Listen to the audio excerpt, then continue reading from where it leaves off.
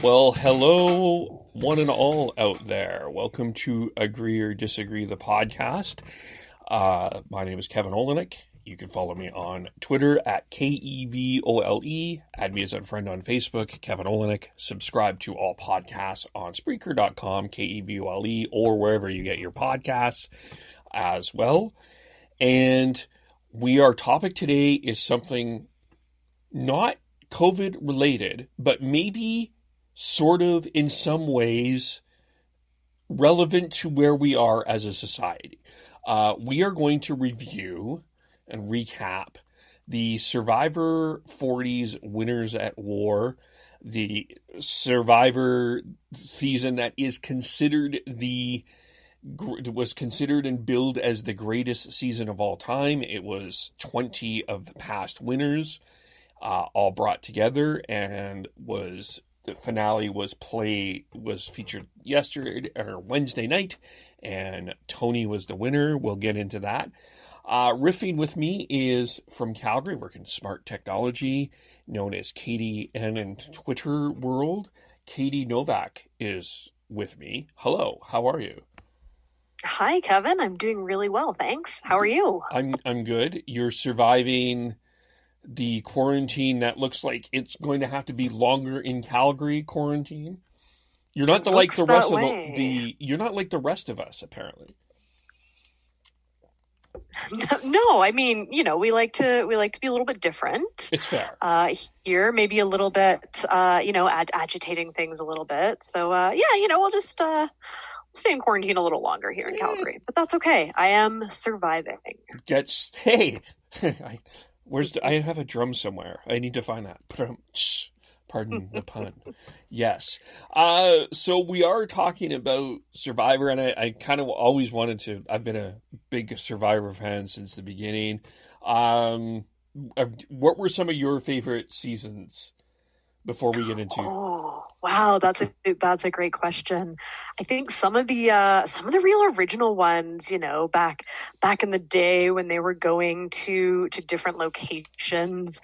I have memories of watching the one from Africa, for instance, and they're hearing lions late at night, and some of those real early days, I think were some of my favorites.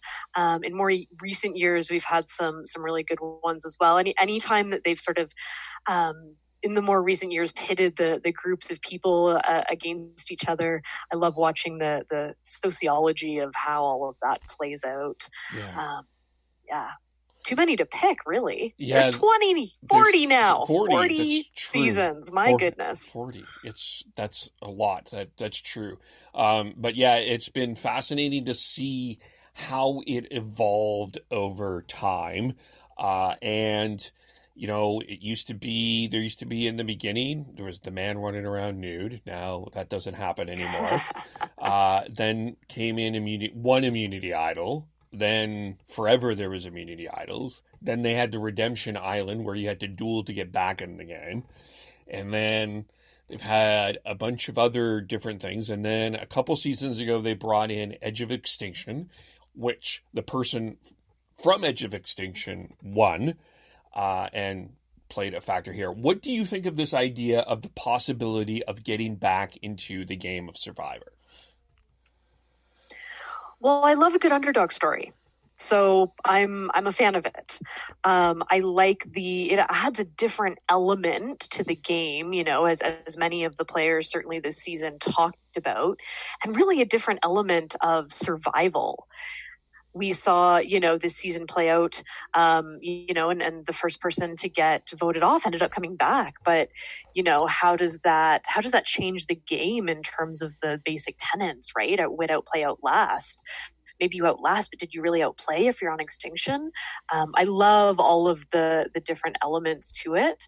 I think that that having it there, the show, the game has benefited from it for sure. Yeah, it created a very much a different story, for sure. And it did create, for sure, we got the underdog story, and, it was pretty clear who was going to be there and who was not. at the end. I think they were telling that story with the edits really well. Mm-hmm. Because I think it was pretty clear from all along in Edge of Extinction who was the one that we were going to see near the end. At some point, we were going to see Natalie at the end,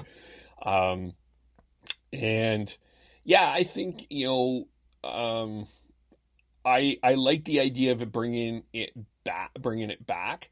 The one critique that I would have, I guess, if they're going to go forward with it, I think they could have cut half of that off for the final challenge, because we really didn't.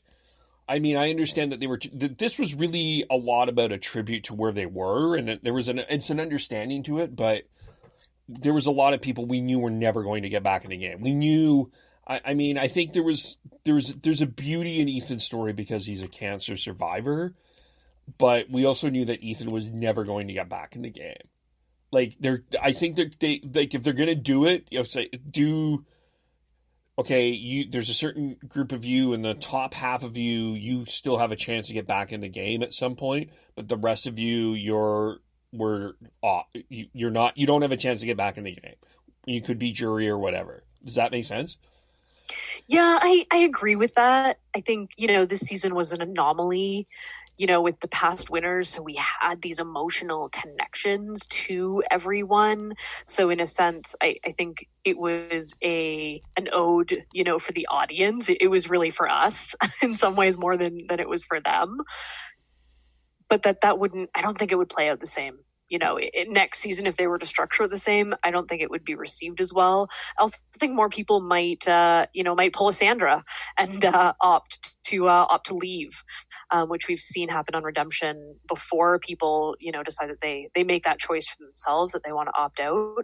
I think, in a different season, we might see that happening more as well. This one was an outlier, but yeah, I definitely agree. I don't think it wouldn't feel good in another season. Yeah, this was special, and you could tell how special it was when the family episode was all of the families, and they brought him in for everybody.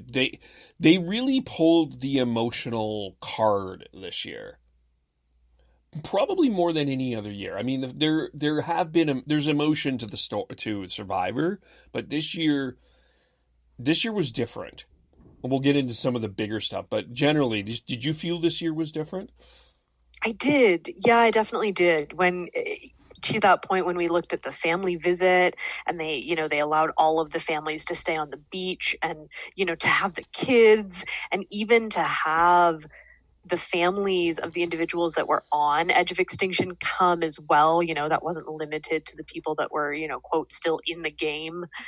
I think that was, it was incredible to watch, and it was a testament to these players, these winners, but also a reward and thank you to the audience. We got to have this fantastic emotional journey with them as well. Yeah. And we got to see some different parts. And I mean, I get Tyson cried a number of times, which he was never known to be the crier that he was, but he was a guy we got to see a different side of him. Mm-hmm. But he's still the sarcastic type, but we got to definitely see a different side of him. Yeah, definitely, and feel a deeper sense of connection with each of the players. That some of us have been cheering for 20 years. Yeah. I had a huge crush on Ethan in high school. Seeing him come back was amazing. And yeah, getting that next level of emotionality and engagement with people was really special. Within this cast, I don't know if I had probably the closest crush would have been Sophie. I never had a crush on Parvati like Nick did, which I thought was a great moment when Nick said, "I had a crush on you in high school." I was like, yeah, was awesome. Kind of weird, kind of awesome. Yeah, it was like she handled it well. Yeah, she okay, but it was interesting to just look back on the evolution of this game, and I, kind of looking, looking back and seeing how some of the old school players won and some of those games, and somehow the new school players won, and how the game evolved probably, I think, gave them an advantage, I think, in some ways too. Absolutely. Yeah. Yeah, absolutely. The hot button, one of the hot button topics in terms of criticisms of this season were the fire tokens. I'll give you my take first. It's an interesting idea, but it doesn't help anyone that was actually in the game. The fire tokens were great for Edge of Extinction, and Natalie used them very well. But in the actual game, the tokens had no value. Yeah. I really wanted to see those play out differently. I wanted to see more tension about them with the players that were in the game. You know, I was really hoping there was going to be something like a Survivor food auction, where they got to use the tokens, and have one of those great food experiences that used to be really great in Survivor that we really haven't seen a lot of in recent seasons. I wanted to see there be opportunities to more openly interact with this sort of currency idea, but it all kind of happened more so behind the scenes. We saw a jar of peanut butter was purchased, things like that, but we really didn't see them play the role that I think they could have. It was a missed opportunity. They were there as rewards all along, but I agree. They really didn't play a major role for the players that were in the game.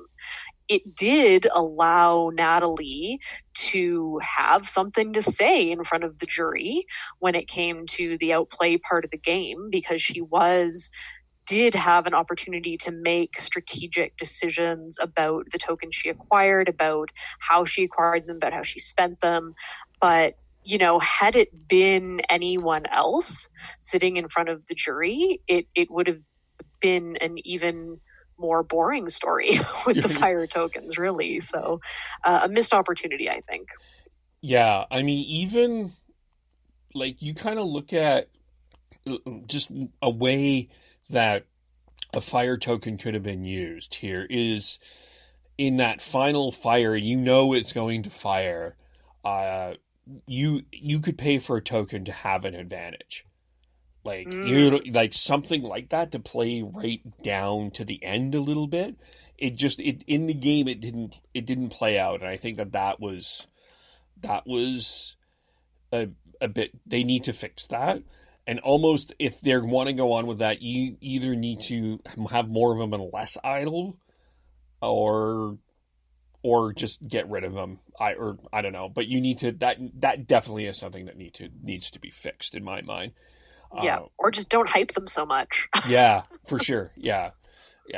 I mean, and to be fair, it's the first year they had them, so it's obviously something that they're going to develop, but I think that they need to fix this. But you mentioned Natalie, and you mentioned this idea of the Edge of Extinction, and okay, let's say things. We'll get into Natalie's strategy in a second here. But in terms of if Natalie was the winner last night, Wednesday night, would you have been upset?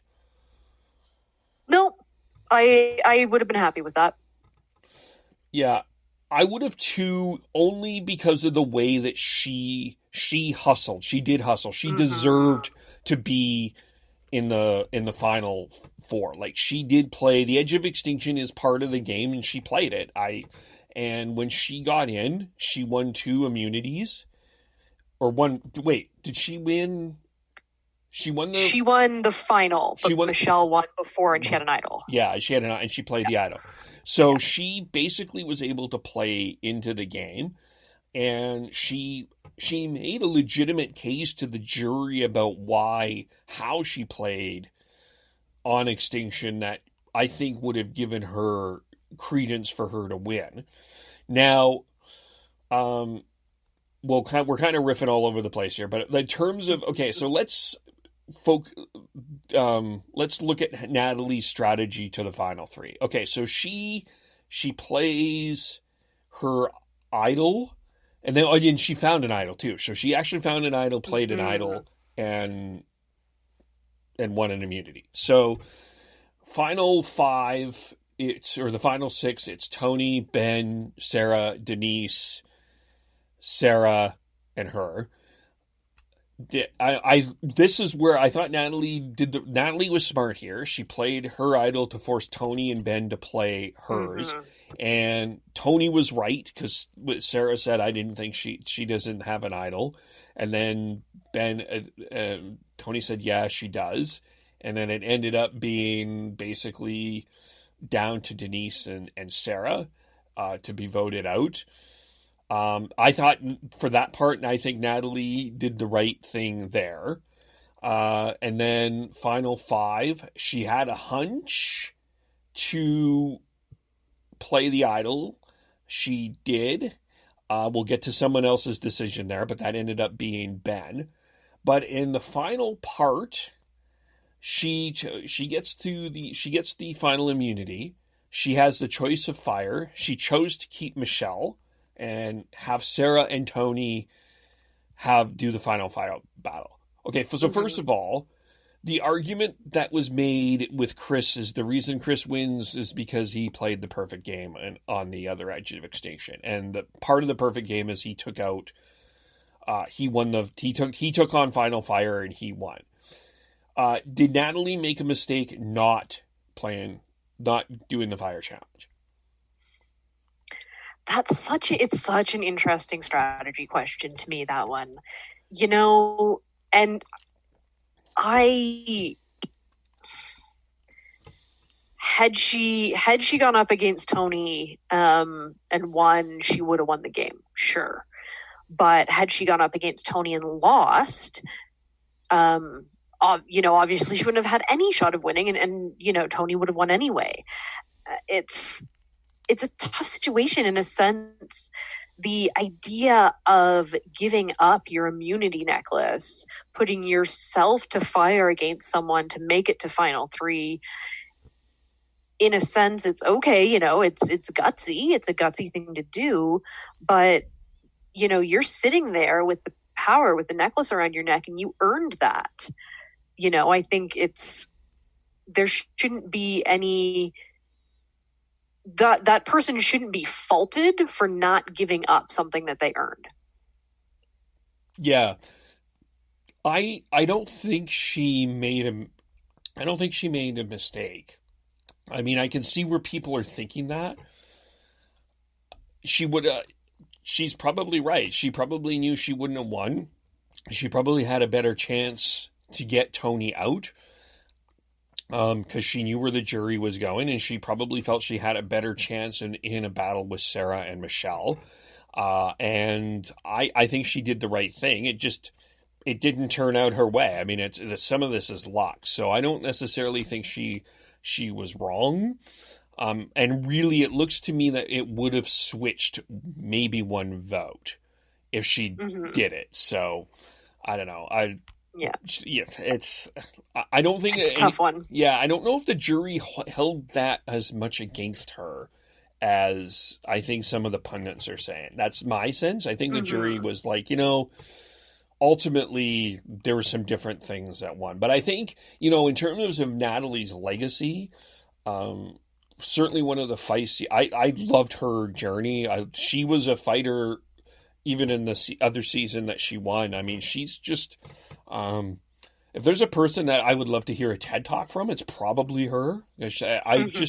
She was so inspiring, and she knew her strengths and her weaknesses, and she just is one of those people, and sort of symbolic of where we are. Maybe this is part of where we are in life. She's just battled. She just, you know what? Okay, it was not my plan to be the first person voted out, but I'm going to make the best of this crappy situation, and I'm going to get myself back into the game. I really loved how she fully owned herself and her behavior at the final tribal. I think it was Rob that sort of called her out, like, what were you doing the last few days? You kind of like, you isolated us, you pushed us out, like kind of criticizing her social game on the edge. And she made no apologies for, the way that she chose to act based on who she is as a human being and what she needed to do for herself.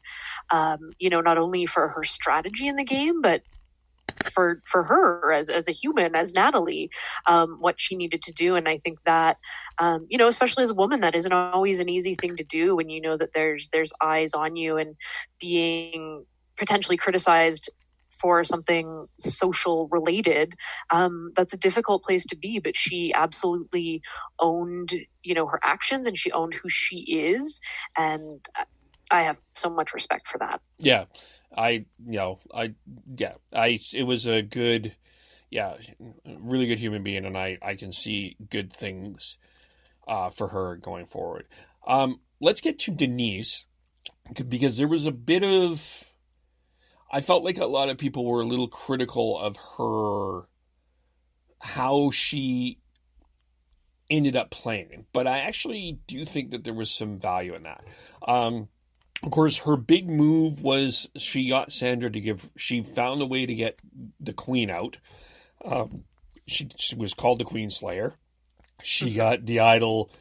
She had Sandra to get the idol. She plays it and votes Sandra out. That was considered one of the big moves.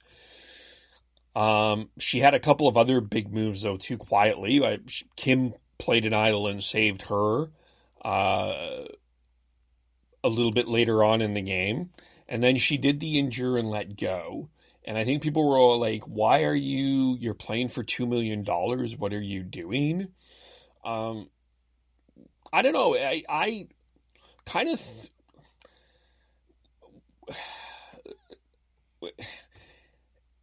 And this was sort of with the challenge too. I think that there was a point in a lot of these people's game with this year that they knew that they were not going to win. And it was almost like, I've went and I've played however many days on an island with no food. I'm okay getting to where I am. And there was almost a spiritual experience. And I think Denise reached it. And I come away admiring Denise. I mean, a couple of bounces the other way, I think that there's a legitimate argument that she might have had the best case to beat Tony, really.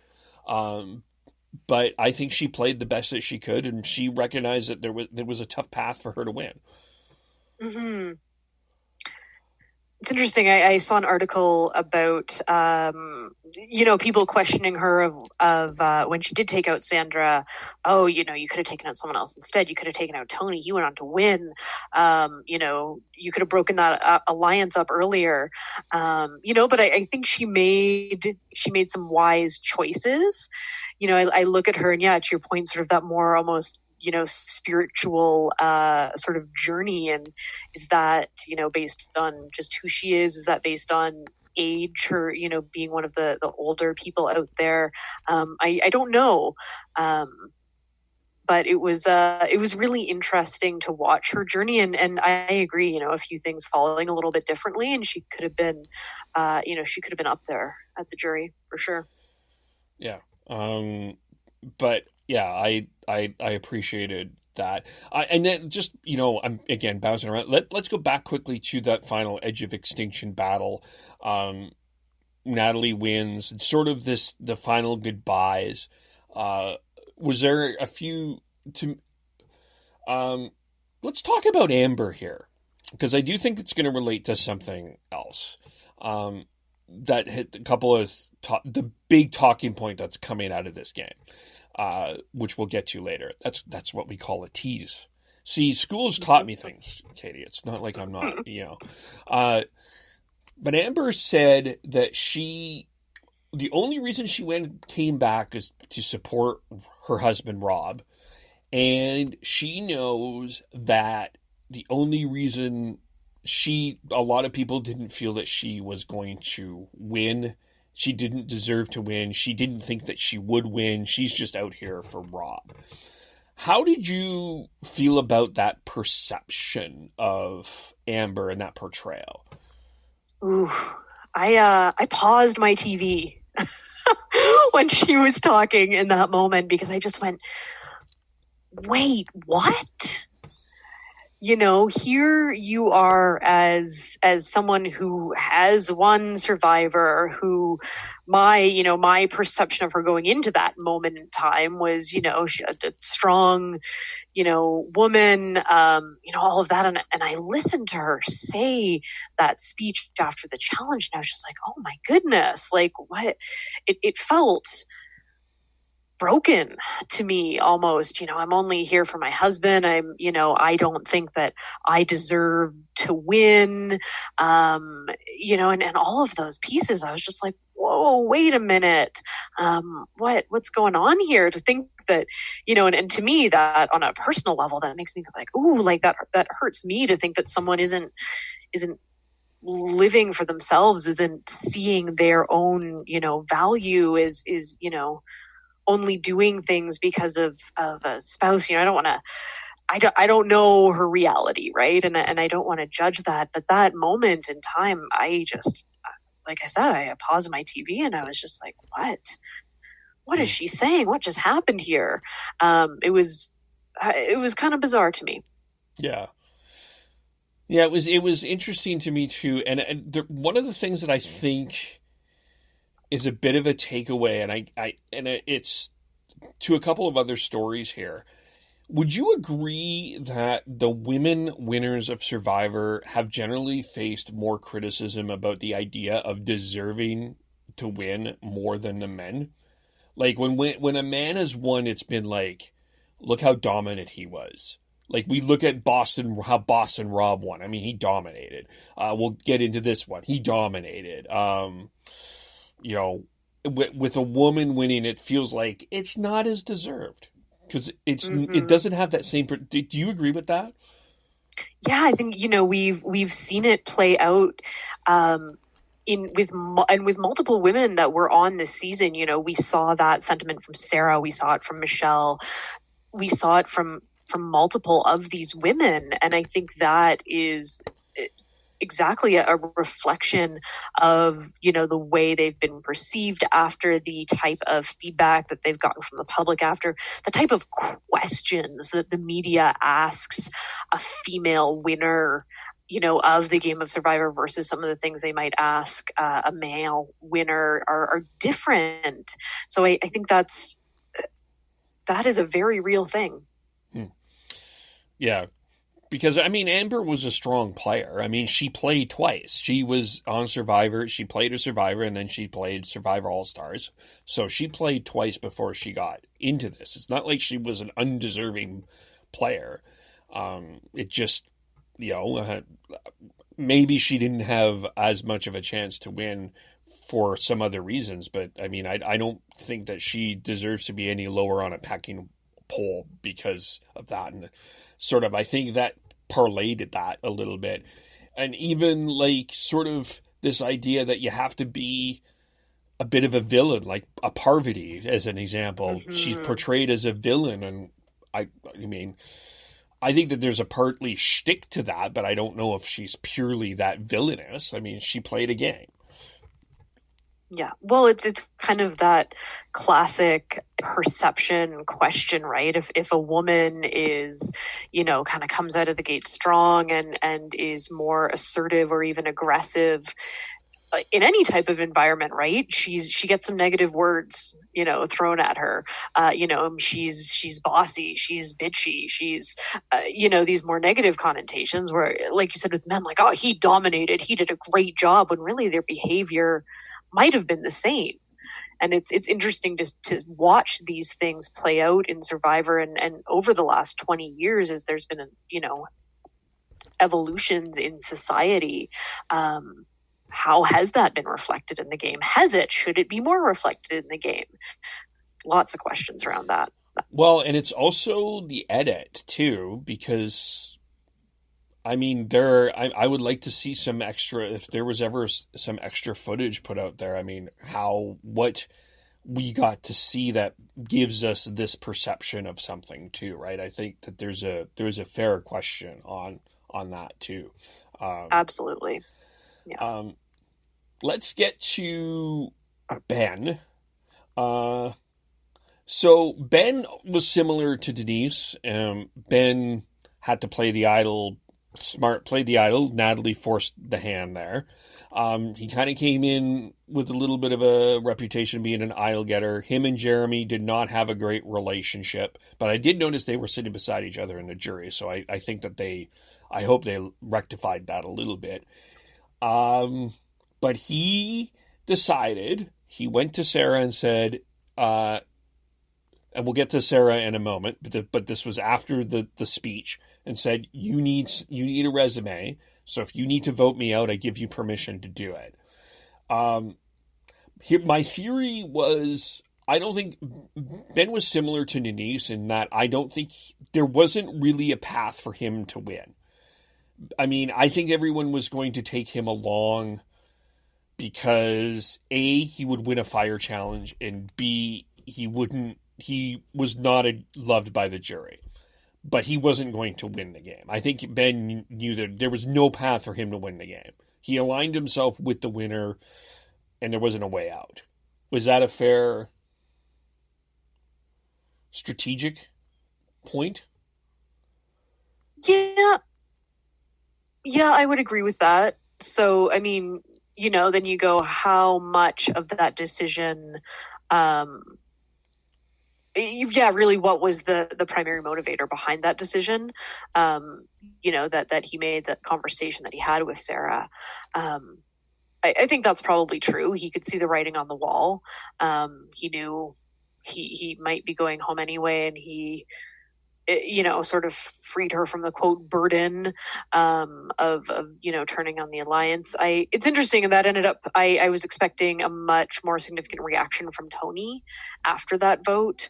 Again, to the edit, maybe there was some things there we didn't see, but it was an interesting play on Ben's part to gracefully bow out in a sense. But the human side of Ben, it was an interesting story too. It was interesting to see too, because he came in with also a reputation of being a bit explosive, and how he won his season. There was some controversy around that, and he talked about that during the game, during the final tribal council. I kind of think that there was a bit of a breakthrough for him. He had his spiritual moment where he was like, you know what, I really, what to me is more about, I may or may not win, but I want to come away being a better human being. And I think it seems to me Ben did come away being a better human being. Totally agree. There have definitely been moments during Ben's time at Survivor that I, wasn't a fan, and seeing his potential explosiveness or anger or just more negativity from him in a variety of ways. I do think he had a bit of a spiritual awakening almost, as it seems, and you could tell. I think that conversation with Sarah was genuine, and he said afterwards, I think in a an interview with the producers of, well, friends, true friends and relationships are more important than money, which, is definitely true. And then you're like, wow, do you really feel that way about someone that, you played the game with when there's $2 million on the line? Holy, that's quite the spiritual journey, I would say. Yeah, for sure. I mean, he played a solid game. As I said, I never really saw him as a winner, but I never saw him having a chance necessarily. But let's get to Lacina. Do we call her Lacina now, or do we call her Sarah? I mean, I think she wants us to, right? Yeah, okay, let's call her Lacina.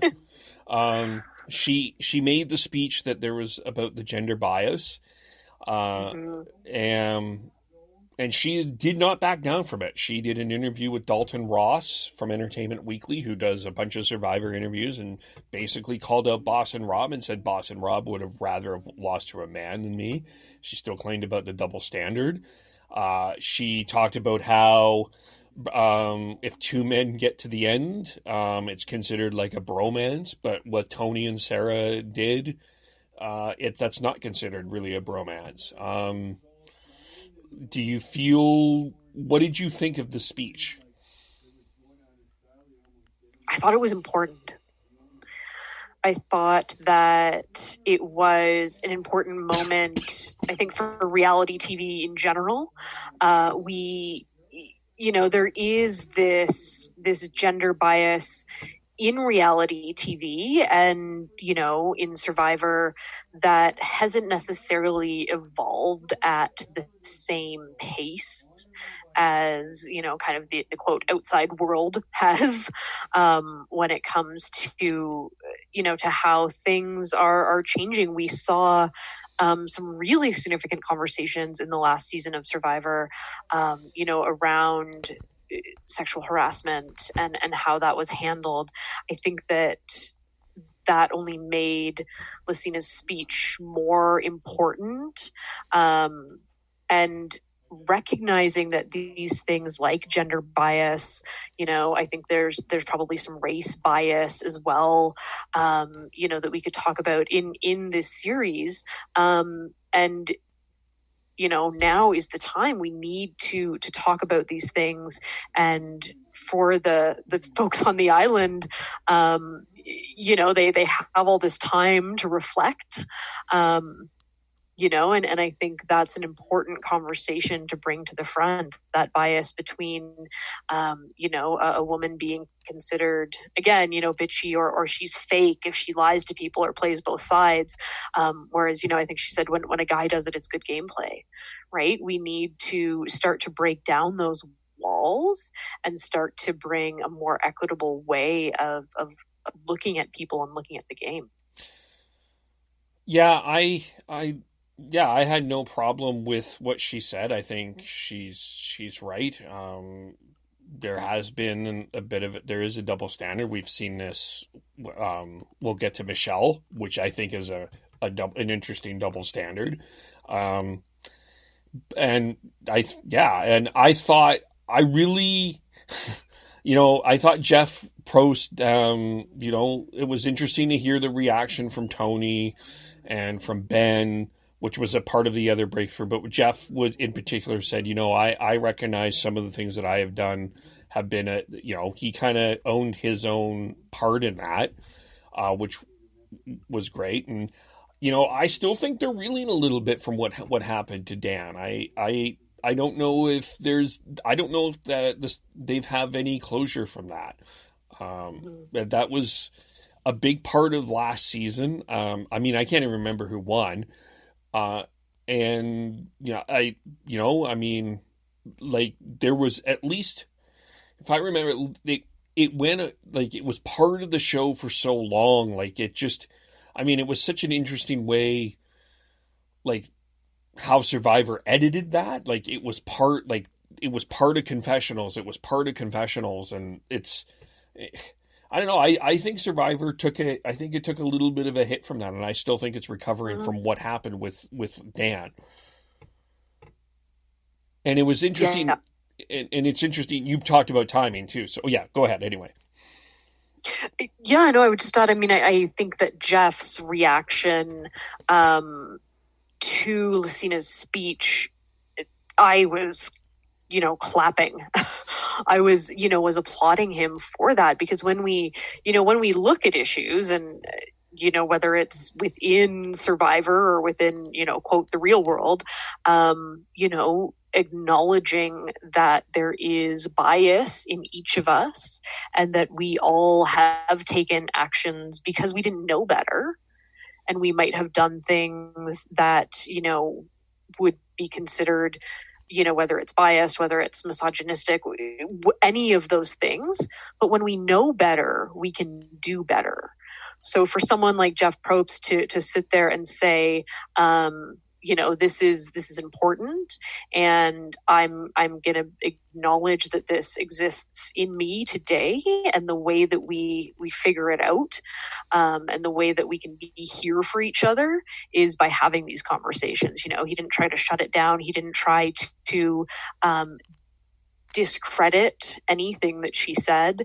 And I think for him to be able to to come and say that, it took courage, and I absolutely applaud his decision in those moments to have a strong and really a valuable response, and understanding his place in the conversation as well.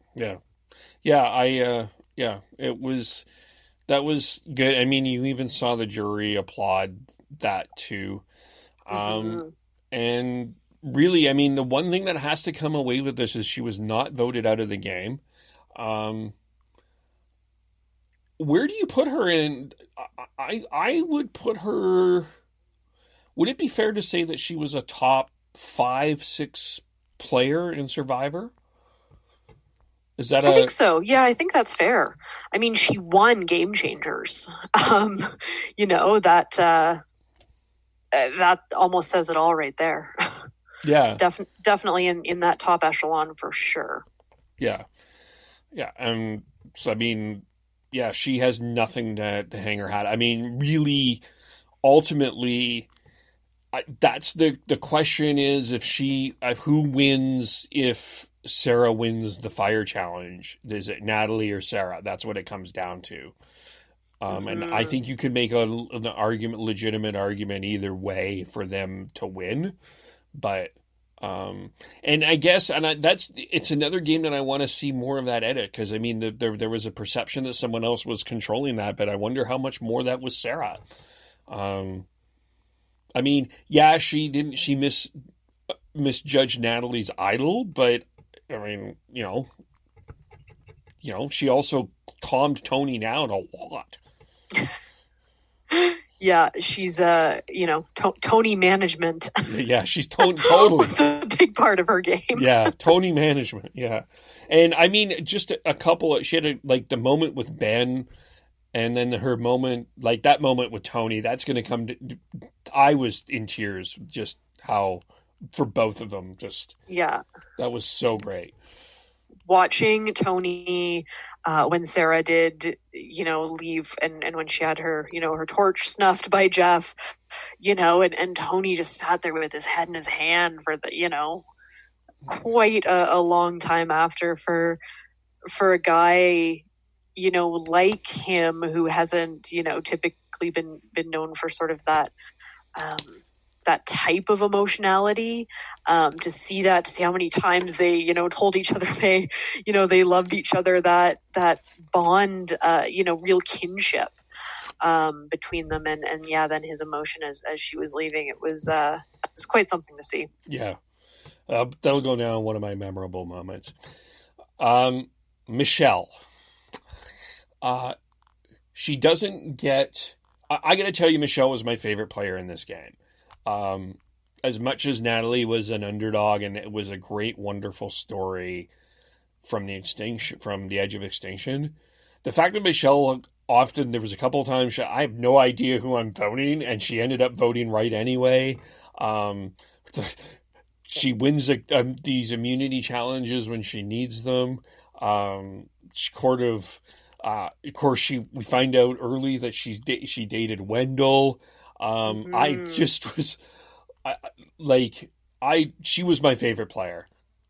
And I'm actually a little mad she didn't get a vote, to be honest with you. Because I think it's hard to make an argument that I'll make the argument that she could win. Here would be mine. She wins 2 immunity challenges. She pulled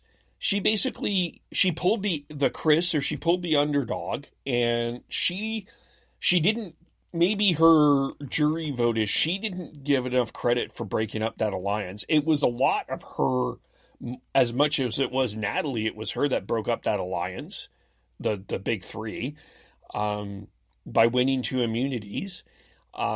She got herself away from doing fire. I don't know. I think that you could make an argument that she at least, I would consider voting for her. Mm-hmm.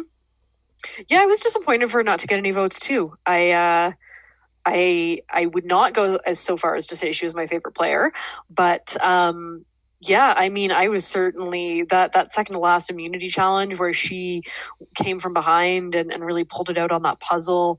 I was, cheering loud for her at that moment. I thought that was great. And, to see the way that she navigated the strategic choices that she made and, to her own points in her speech to the jury about, really coming, playing from an underdog position for the entire game. There's not a lot of people that could necessarily pull that off and find themselves in the final three with, good reason and good argument. I think in past final threes, we have seen that one of the three has kind of been, just kind of pulled along. We know they're not going to win. Let's fill the seat. But I don't think that was the case here. We had a really legitimate final three. Everyone played different games. Everyone played amazing games. Yeah. Yeah.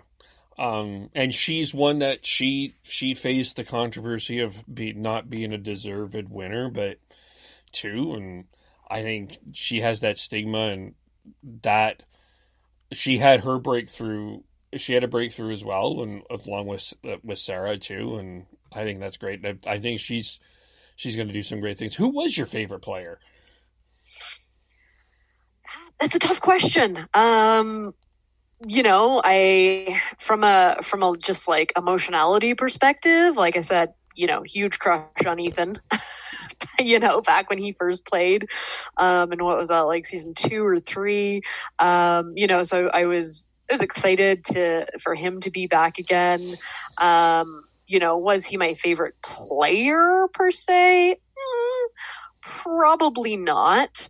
Was actually a Tyson fan, as this season kind of went through. Might not have necessarily said that at the outset of the season.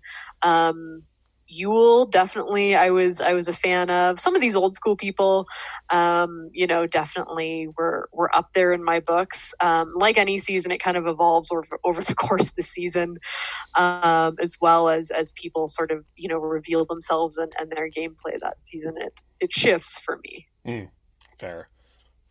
I just I like those people that fight from behind, that can make something happen, and she did, and I give her credit for it. Mm-hmm. And I respect that she was true to herself as well. She followed her intuition, and any player that does that definitely has my respect. Yeah, for sure. Now let's get to the winner. He's certainly an interesting guy. The first time he was on,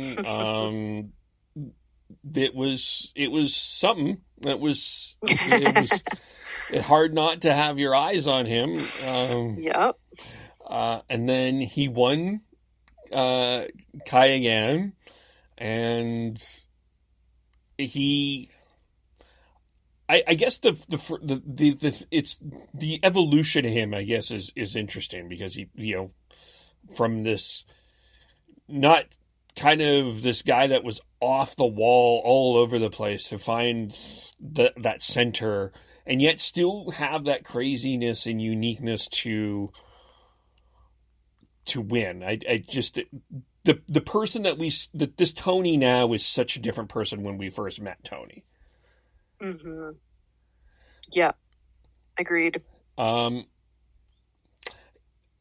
have to. Okay, so what were his? I mean, I'll tell you what I think the best move. I thought this was his best move, and I think there's going to be some other ones that people are going to say, but this is when I knew he won. It was back when he split. He got the votes to split, and to get Sophie out, because that was Kim played the idol. Okay, no. Yes, it was 2 for Sophie. It was getting Sophie out with the idol in the pocket. That vote was when I'm like, I think Tony is going to win the game. That was, to me, I was like, because I was like, it's either Sophie, Denise, or Kim at that point in time. And I think if he doesn't get Sophie out there, Sophie probably is the one we are talking about at this point in time. I'm pretty convinced that was as big of a turning point to me in this game. Was that for you, or what? Was there something else? Yeah, no, I think that was definitely a big one. I think overall Tony's gameplay evolved more this season. Than maybe we've seen it. To your point, he was a different player. He was less chaotic. So I think there was a series of evolutions that really got him to the end in the way that it did. Yeah, his spy. What was it this year? Spy. The trees nest, the spy nest. Yeah. Good God, I'm amazed he hasn't broken a bone. Oh my gosh, I know. I think he did. He do the whole fake idol thing, I think, this season too, and he's always kind of up to something. Yeah. Oh, that was it Nick? It wasn't it. It was Adam that went up to the podium. Oh yeah. That was great. I so wanted that to actually be an idol. So did I. Oh. Yeah, that was great.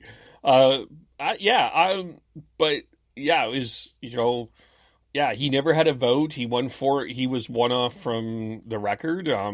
He did pretty much everything that he had to. This is, in my mind, I guess, top 3. I have this kind of when Kim won and when Sandra won All-Stars. I think those are the 3. It's in that, those are my 3 favorite. Like, it was, like, to me, it would have been hard for anybody to beat Tony. Like, Tony just dominated this game. And I'm not saying that because I understand the peripherals around that, but like he dominated the way Kim dominated and Sandra dominated. Like he just felt in control of the game throughout. Yeah, I agree. He definitely had that control. I think he knew enough when to step back just a little bit, to avoid getting votes on himself. And he didn't, and made some, and some of that was based on, immunity wins, but some of that was based on subtle strategy that got him where he was at the end. I think we saw him go from someone who wasn't, necessarily a big challenge guy to almost meeting the record for challenges. I think up there, top 3 greatest of all time. I agree. Yeah. And some of the other, I was sad for Jeremy. Thought Jeremy played a pretty strong game. Sophie left with an idol. Kim couldn't get her footing in this game.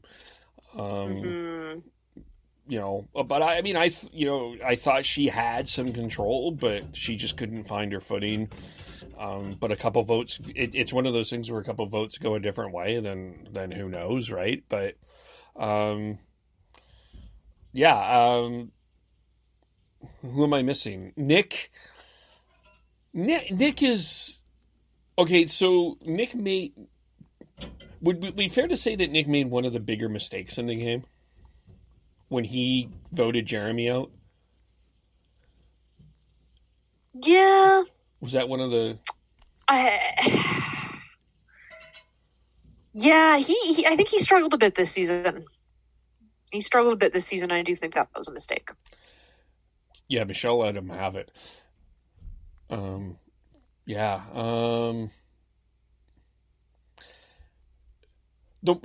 guess if there's one person that I want to see come back that I just would be it is Adam. I think he had a tough time this wasn't probably some of his most shining moments, but I also think he got kind of put in some pretty awkward situations too. That whole Boston Rob, when he was on Boston Rob's tribe there earlier in the year. I want to see, like, if there's one guy that I want to see come back for another season, it's him. Yeah, I could get behind that. I'd be glad to see him again. And I think, he was, obviously a younger player. And I think seeing how he might play differently again a third time around, with even more maturity on his side would be really beneficial. I mean, not that, I think he won is the Millennials Gen X season. Yeah. So obviously age wasn't a hindrance to him in that season. But I would like to see the evolution of Adam. Yeah. So do you think it did kind of play into the commentary of where we are now? Yeah, it was really interesting watching this season, watching people stuck on an island when the world is stuck in our homes. It felt a little bit like the last original piece of content we might see for a while. Jeff indicated at the end, of course they're not going out, back filming soon. Obviously they couldn't do a reunion show, having the winner announcement on Zoom. All of it was, all of that made an even more unique season than it would have been otherwise. And I think that one of the things that was really interesting to watch when they did the audio voiceover near the beginning of the finale episode, and watching these players talk about how this time on Survivor, really distilling what's important about life. They were really shown, what truly matters to them, and that, and really that's family, and that's human connection, and that's relationships. And it's what an interesting time to watch that, as many people are having similar experiences with the pandemic, with being in quarantine, with the opportunity that some people have at this time to reflect, and to see, like, wow, yeah, what really does matter to me is family. What I care about in these moments of distilled, survivor type, mentality is family, is relationship, is connection. It was a very interesting parallel to me to see that and to watch it reflected in the real world, as well as in the game. And maybe that's why it felt more emotional this season, for a lot of us fans watching. Of course, it was season 40. We have these connections to these people.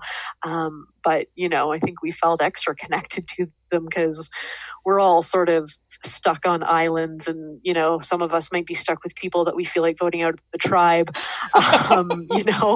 as well. It's, what a time. Yeah. I get it. I there's, for the record, I have no one I'm voting to vote out of any tribe. I'm basically by myself, so I'm okay mostly. But yeah, I'm in a decent alliance right now too. I'll be good, but yeah. You don't need to play an immunity idol or anything like that. Not right now. I'll keep it in my back pocket though. That's fair. What did you miss the reunion? Yeah. Oh my gosh. Yeah. I definitely missed the reunion. I was glad I could stay up till midnight to watch the whole show. It sure didn't need to be longer, but I definitely missed the reunion. I miss the reflection of the players. I miss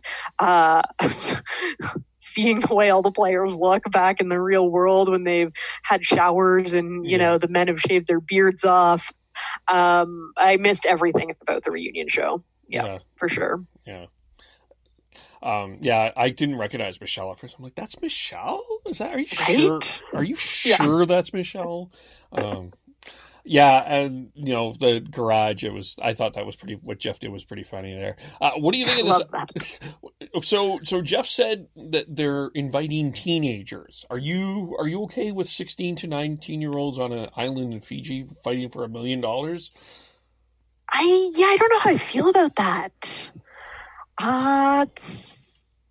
Yeah. Definitely mixed feelings about that. If it's only just teenagers, maybe it's okay. Does it potentially decrease my desire to watch the show? Yeah, I think it does. Would I watch anyway? Yeah, of course. It's Survivor. I'm still going to watch, but that seems like an odd pivot to me. I wonder if they're thinking like what Gordon Ramsay did with that kitchen show. What the heck?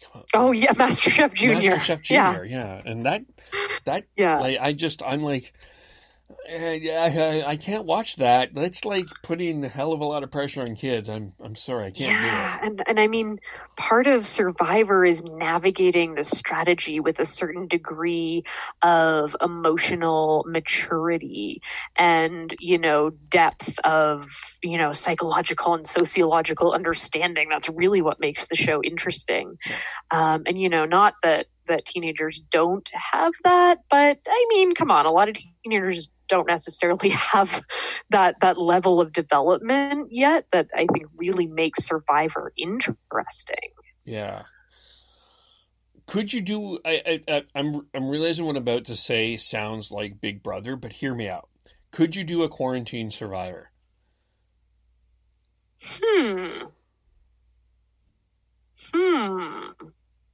Yeah. Maybe. It doesn't have to be. I'm intrigued. It doesn't have to be Big Brother, but it can still have some of the Survivor elements in it. But, yeah, interesting. I would be, in a world that looks different, as we know it does. Yeah, what could Survivor look like in the future? Yeah, it could be interesting. A lot of variables there. Yeah. I'd give it a whirl. Sure. You have two people in a couple different houses, and you merge them, and I don't know. There's a way to do it. Anyway. Anything else we need to talk about? I would like to talk about Ben's beard when he came back for the final tribal council. It was alarming. Oh. But other than that, I think we've covered everything. What was alarming about it? He sort of shaved it into this funny, like halfway shaved Fu Manchu kind of thing. I just cracked right up when I saw him. It was kind of funny. Yeah. Yeah. I loved seeing, sure, we didn't get a reunion show, but seeing the jury come back for the final tribal after, obviously having had a chance to go to the hotel for, a few hours during the night and take a shower and get changed. Yeah. I always just find it so interesting. Denise's hair was all curly and amazing looking. I always just find that part so fascinating when they get to become themselves again, or become put their masks on, however you want to see it. Yeah, but Lacina didn't do much. No, she's and that's her, right? I remember that from other seasons as well. She's one of the more, especially as women, women can look really different with a face of makeup on, right? Yeah. She chose not to, and I respect that. Yeah, for sure. Well, let's leave it there. Anything you got to promote or got going on that you want people to know about? I'll just say if you have any extra money to spare right now, that it's a great time to donate, particularly to causes related to homelessness and to food equity in your neighborhood, wherever you're tuning in from. I'll just throw that out there as a reminder. I think it's more important than ever to support our neighbors as we all navigate through this time. Agreed. Yes. And you can follow, it's KDN on Twitter, right? KDN, yeah. K80, like the number, but spelled out, EN. Nice. And I am KEVOLE, and you can subscribe to all podcasts. Thanks for doing this. This is fun. I next, if Survivor comes back, I want to do this more often because I like reviewing these, but we just haven't, I was in school and didn't have a chance, so. Excuses. No, sounds good. This has been great, Kevin. Be happy to sit down and do it again for sure. All right. We'll talk to everybody soon. Bye for now.